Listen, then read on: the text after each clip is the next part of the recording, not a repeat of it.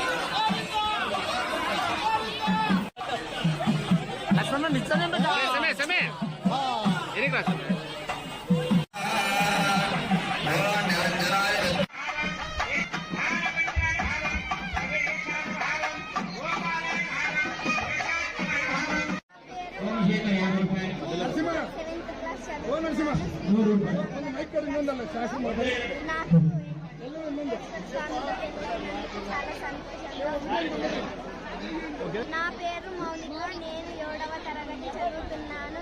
బాలగంగాధర్ తిలక్ స్కూల్లో. నాకు వెంకటేశ్వర స్వామి చాలా సంతోషంగా.